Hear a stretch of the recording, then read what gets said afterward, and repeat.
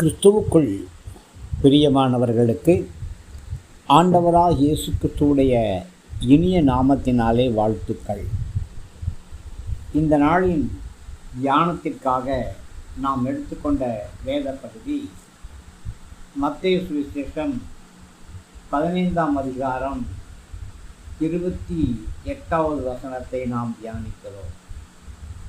இயேசு அவளுக்கு பிரதித்தாரமாக, ஸ்திரியே, உன் விசுவாசம் பெரியது, நீ விரும்புகிறபடியே உனக்கு ஆக கடவுது என்றார்.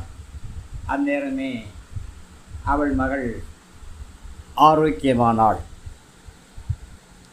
ஸ்திரியே, உன் விசுவாசம் பெரியது, நீ விரும்புகிறபடியே உனக்கு ஆக கடவுது.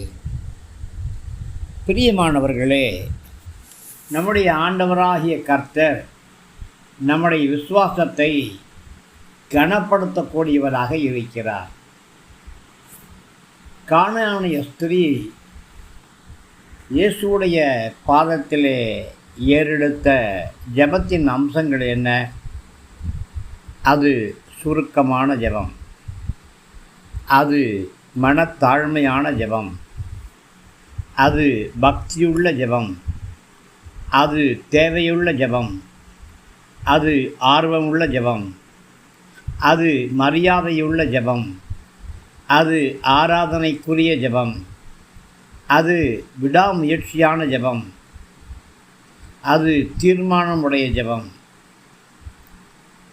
நிறைவாக 10வதாக கிறிஸ்துவிலே முழு விசுவாசத்தையும் வைத்திருந்த ஜெபம். அதனாலே தான் ஆண்டவராகிய கர்த்தர், உன் விசுவாசம் பெரியது, நீ விரும்புகிறபடி உனக்கு ஆக கடவுது என்று சொன்னார்.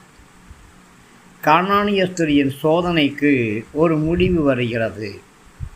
இந்த சோதனையிலே அவள் ஜெயம் பெறுகிறாள், ஆறுதல் அடைகிறாள். இவள் புறஜாதி ஸ்திரியாக இருந்தாலும் இஸ்ரவேலின் தேவன் இவளை இஸ்ரவேலின் குமாரத்தியாகவே அங்கீகரிக்கிறார். இயேசு கிறிஸ்து அந்த ஸ்திரியை பார்த்து, ஸ்திரியே, உன் விசுவாசம் பெரிது என்று பாராட்டுகிறார். இந்த சோதனைக்கு பின்பு இயேசு கிறிஸ்து தன்னுடைய மெய்யான சுபாவத்தை அவளுக்கு வெளிப்படுத்துகிறார். கிருபையுள்ள தேவனாக இயேசு பேசுகிறார். இரக்கத்தில் ஐஸ்வர்யவானாக தன்னை காண்பிக்கிறார். அவளுடைய விசுவாசம் பெரியது என்று பாராட்டுகிறார். கானானிய ஸ்திரியின் ஜீவிதத்திலே பல நற்பண்புகள் இருக்கின்றன. தாழ்மை, ஞானம், பொறுமை, விடாமுயற்சி, இவைகள் எல்லாம் அவரிடத்திலே காணப்பட்டாலும் எல்லாவற்றுக்கும் மேலாக இயேசு கிறிஸ்து அவளுடைய விசுவாசத்தையே புகழ்ந்து கூறுகிறார். எல்லா கிருபைகளிலும் விசுவாசம்தான் கிறிஸ்துவை அதிகமாக மகிமைப்படுத்தக்கூடியதாக இருக்கிறது. நன்றாய் பிரசங்கம் செய்யலாம், நன்றாய் பாடலாம், நன்றாய் ஜெபிக்கலாம், நன்றாய் ஆராதிக்கலாம், அள்ளி கொடுக்கலாம். இவைகள் எல்லாம் தேவனுடைய கிருபைகளே. ஆனால் எல்லா கிருபைகளை பார்க்கிலும் இயேசு கிறிஸ்துவை பற்றக்கூடிய விசுவாசம், இது அதிகமாக மகிமைப்படுத்தப்படுகிறது. அதனாலே தான் கிறிஸ்து கிருபைகள் அனைத்திலும் விசுவாசத்தையே மேன்மைப்படுத்துகிறார். கானானிய ஸ்திரியின் விசுவாசம் பெரியது என்று சொல்கிறார். அந்த ஸ்திரியை மாத்திரமா சொன்னார்? பரிசுத்தவான்களாகிய உங்கள் எல்லோருடைய விசுவாசமும் விசேஷித்தது. எல்லாருடைய விசுவாசமும் வலுவாக இருக்காது. எல்லாருடைய விசுவாசமும் ஒன்று போல் இருக்காது. எல்லா விசுவாசிகளும் ஆவிக்குரிய வாழ்க்கையிலே ஒரே மாதிரி வளர்ச்சி அடைய மாட்டாங்க. வளர்ச்சியிலே கண்டிப்பாக வித்தியாசம் இருக்கும். நம்முடைய விசுவாசம் பெரிதாக இருக்கும் பொழுது நாம் இயேசு கிறிஸ்துவை நெருங்கி ஜீவிப்போம். அவரை நேசிப்போம், அவரை நம்புவோம், ஒரு சிநேகிதராக பாவிப்போம்.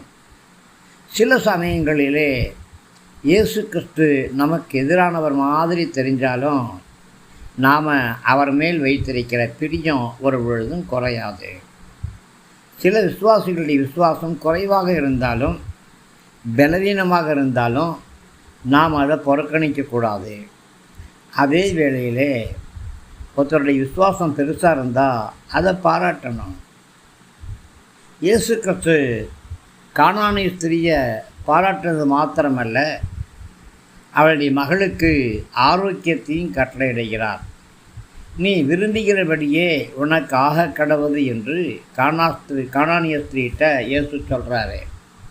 அந்நேரமே அவளுடைய மகள் ஆரோக்கியமாறாங்க. கானானிய ஸ்திரீயின் விண்ணப்பம் எதையும் இயேசு கிறிஸ்து மறுக்கலை.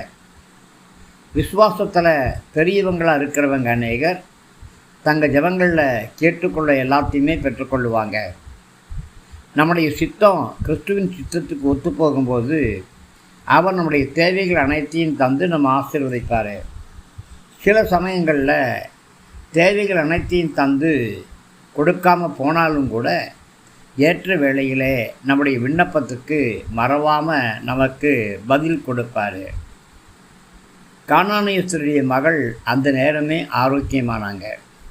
இயேசு கிறிஸ்து நீ விரும்புகிறபடி உனக்கு ஆக கடவுது என்று கானானிய ஸ்திரீட்ட சொன்ன உடனேயே அவளுடைய மகள் ஆரோக்கியமானாங்க. தாயாருடைய விசுவாசம் மகளுக்கு ஆரோக்கியத்தை உண்டாக்கி கொடுத்துச்சு. பிரியமானவர்களே, இயேசு கிறிஸ்து என்ன சொல்கிறாரோ அது அப்படியே நடக்கும். கானானிய ஸ்திரீயுடைய விண்ணப்பத்தை இயேசு கிறிஸ்துவால் ஒதுக்கி வைக்க முடியல. அவளுடைய விண்ணப்பத்துக்கு அவர் பதில் கொடுக்கிறாரு. பிரியமானவர்களே, முழு விசுவாசத்தோடு இயேசுவிடத்தில் நீங்கள் வரும் பொழுது உங்கள் விண்ணப்பங்களுக்கு ஆண்டவராகிய கர்த்தர் கண்டிப்பாக பதில் கொடுப்பார். இந்த விவாதத்துடைய இறுதியில் கானானியருடைய மகள் ஆரோக்கியம் அடைகிறாங்க, அவங்க சொத்தமாகறாங்க. பிரியமானவர்களே, தேவனுடைய பிள்ளைகளும் சொத்தமாக முடியும். உன் விசுவாசம் பெரியது என்று 2 இடத்துல மாத்திரமே ஆண்டவராகிய கர்த்தர் சொல்கிறாரு. நீ விரும்புகிறபடி உனக்கு ஆக கடவுது என்று இயேசு கிறிஸ்து கானானிய ஸ்திரீக்கு சொல்கிறாரு. இந்த வாக்குத்தத்தங்கள் நம்ம எல்லாருக்குமே உரியது. பிரியமானவர்களே, உங்களுடைய தேவைகள் எல்லாவற்றையும் இயேசு சந்திப்பார். உங்களுடைய விசுவாசத்தின் வழியாகவே உங்களுக்கு நடக்கும். தைரியமாக இருங்க. தேவ கிருபை உங்களோடு கூட இருக்கட்டும். ஆமேன், ஆமேன், ஆமேன். கிறிஸ்துவுக்குள் பிரியமானவர்களுக்கு அபிஷேகம் செய்யப்பட்ட இந்த ரேமா வார்த்தைகள் உங்களுக்கு ஆசீர்வாதமாக இருக்குன்னு விசுவாசிக்கிறேன். தயவாக நம்முடைய ஜீசஸ் பிளஸிங் யூடியூப் சேனலை லைக் பண்ணுங்கள், ஷேர் பண்ணுங்கள், சப்ஸ்கிரைப் பண்ணுங்கள், கமெண்ட் பண்ணுங்கள். உற்சாகமான காணிக்கைகளால் நம்முடைய ஊழியங்களை தாங்குங்க. கிருபை நம் அனைவரோடும் கூட இருப்பதாக. ஆமேன், ஆமேன்.